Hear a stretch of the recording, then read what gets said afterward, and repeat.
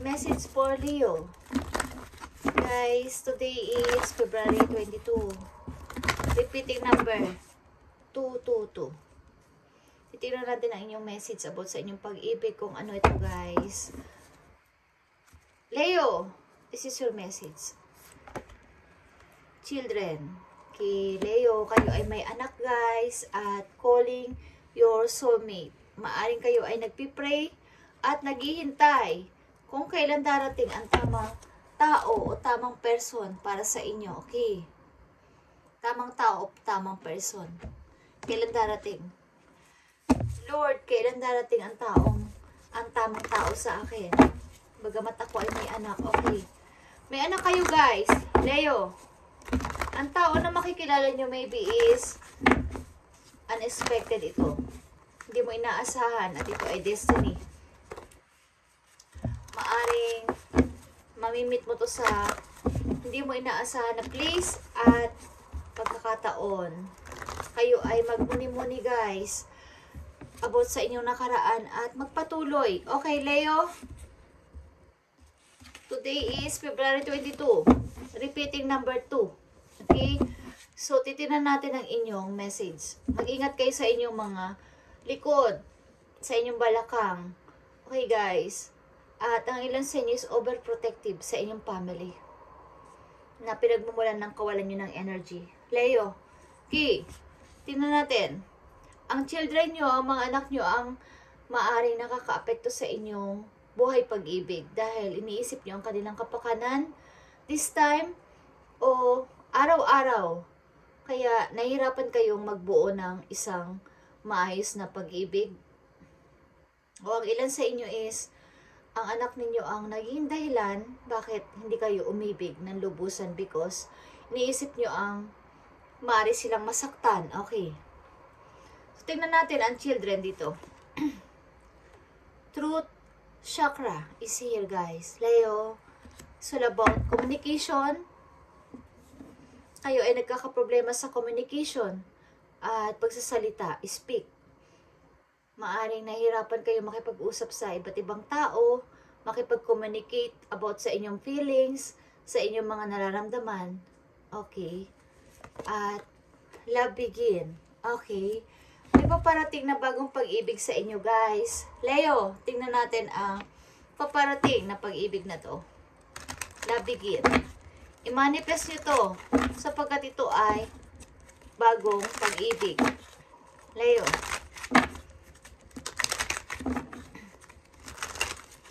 Kayo ay may mga anak guys. So, iniisip nyo ang damdamin nila maybe kung kayo ay iibig muli or nahirapan kayo maybe because may mga anak kayo, okay? Pagkat ito ay siyempre, pag umibig kayo sa bagong person, ipapakilala nyo ang inyong mga anak, siyempre. So, nahihirapan kayong sabihin o i-confess ang inyong totoong nararamdaman. Tingnan natin guys, ang inyong love begin. May bagong pag-ibig dito na paparating sa inyo guys. Love begin is mag-uumpisa. Guys, Leo, tingnan natin. Today, message sa inyo, Leo. Put yourself first. Okay. Loving yourself makes you more romantically attractive. Kung kayo ay nag-iisip ng bagong pag-ibig, guys, patunayan nyo at ipakita nyo sa mga tao o sa person na to na love nyo ang inyong sarili at hindi nyo, parang napipil ko dito guys, huwag nyo, kumbari, may nagkakagusto sa inyong person, huwag nyo ipakita na gustong-gusto nyo siya, okay? Ipakita nyo na mahal nyo ang inyong sarili at ang inyong mga anak. Ipakita nyo sa person na to na mas mahalaga sa inyo ang inyong sarili at mas mamahalin pa kayo ng person na to dahil sa pagmamahal nyo sa inyong sarili. Okay. At isa pang message dito sa love begin. Third party situation.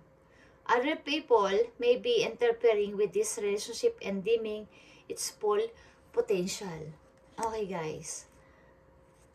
Ang tao na to ay mahal na mahal nyo at mamahalin nyo at talagang gusto nyo. But, guys, kung hindi pa to nangyayari, Leo, is ang tao na iyong nagugustuhan o nagsisimula kayo ng relationship ngayon is may nagbabadya na mga wrong person na pwedeng sumira ng inyong samahan ng tao na to. Okay? Maaring may naiinggit sa inyo dahil kayo ay nagiging masaya. Okay? May nagme-message pa sa inyo, guys. Message is coming. Message. Okay, tingnan natin, guys. Love begin. Leo, love begin.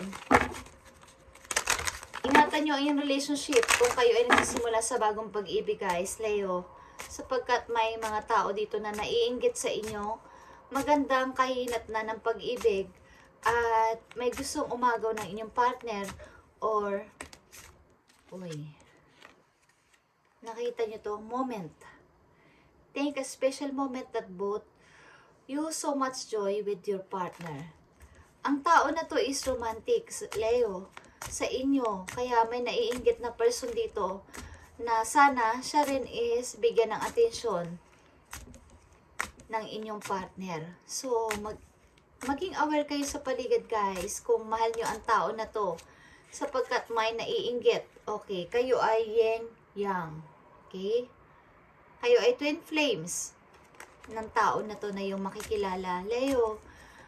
At may mga tao sa paligid ninyo o naiinggit sa inyong relation na kayo ay masaya.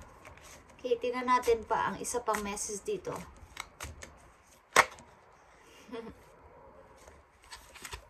Boundaries. Having sensible boundaries is important. Maaring sinasabi rin sa inyo dito ng inyong guidance na magkaroon muna kayo ng distansya sa isa't isa. Maaring getting to know each other ng relation to, bagong relation, at kinikilala nyo pa ang isa't isa ng person na to. Kinikilala nyo pa ang isa't isa. At embrace is here. Embrace what destiny has is store in you. Huwag niyong madaliin lahat-lahat. Leo, kung kayo ay naghahanap ng bagong tao, sa ngayon, pinagpipray nyo man ang bagong tao, sa buhay ninyo na dumating is, yan ay ibibigay sa inyo ni Lord, ni Universe. Okay, huwag niyong madaliin. At mayroon din dito na mga tao na naiinggit sa inyong magandang kalagayan sa buhay at gustong kunin o ang attention ng inyong minamahal. Okay, mag-ingat kayo kung hindi pa to nangyayari. At rejoice. Nakita nyo ang rejoice, guys? Embrace your loving connection and rejoice. Pagamat kayo ay magkalayo ng person na to, Leo, is kayo ay pareho ang feelings. Take time out to explore the deep emotion you are experiencing. Okay, may mga challenges kayong mararanasan dito sa inyong relation, Leo. Dito sa inyong relation, sapagkat kayo ay maaaring ang tao na to is malayo sa inyo at kayo ay parang bigyan nyo to ng pansin at magkaroon kayo ng faith sa isa't isa. Okay? Na ang relation nyo is kahit magkalayo is maaaring magkakatotoo. Kung ito ay totoong tinakda sa inyo, guys, ito ay magkakatotoo. Okay. Kailangan dito ay communication. Kung kayo ay LDR, Leo, ito ay communication is the key. Kailangan is lagi kayo nag-uusap at mayroon kayong bonding sa isa't isa kahit kayo ay malayo. At nagiging masaya sa isa't isa. Okay, tingnan natin, guys, ang payo sa inyo na yung mga arkanghel, Leo, sa inyong kalagayan o situation.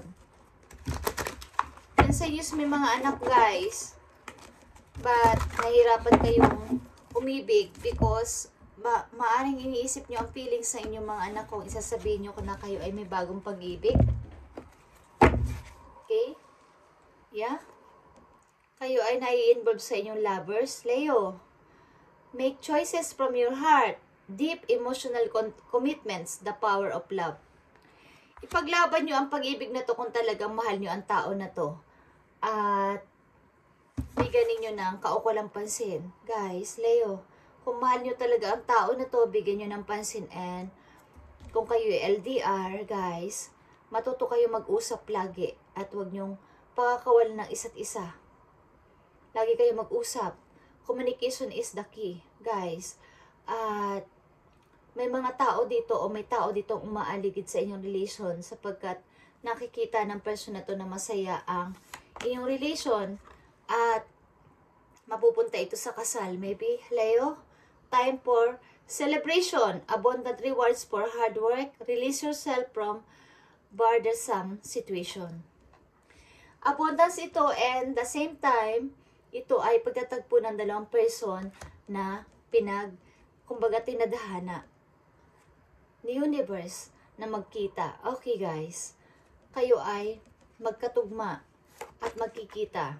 5 of Gabriel is 5 of Wands, guys, is maraming challenge na kailangan yung ma-resolve and magkaroon kayo ng mahabang patience sa mga taong talagang pinupukol kayo ng masasamang salita, Leo, and parang ayaw nilang maging masaya kayo after ng mga naranasan yung hirap and maaring ilan sa inyo is may anak and nahiwalay sa asawa but nagkakagusto sa iba, may paparating na bagong person but hinahadlangan ng tadhana o ng mga challenges sa buhay. But kung mahal nyo ang person na to at kayo ay LDR, kayo ay magkalayo, is ipagpatuloy ninyo ang inyong pagmamahalan at huwag nyo itong